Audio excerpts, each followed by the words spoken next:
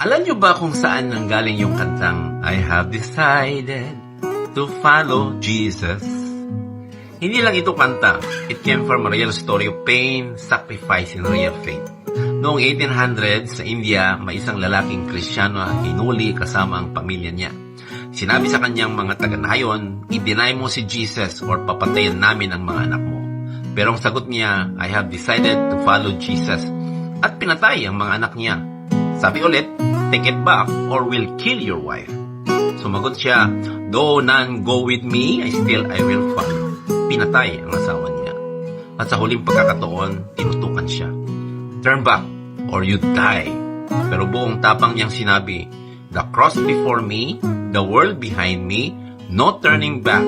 At doon siya pinatay. Pero hindi siya tumalikod kay Kristo. Kaya next time nakakantahin or kantahin mo to, tandaan mo. This song was born out of real faith. Real faith chooses Jesus. Kahit masakit, kahit mag-isa, kahit may kapalit. Let's not just sing it, let's live it. No turning back. So this is not just a song, it's a testimony of real faith. A man lost everything, his children, his wife, his life, but still chose Jesus. He didn't turn back. That's the kind of faith we are called to live. If you decided to follow Jesus, say it with your life, not just your lips.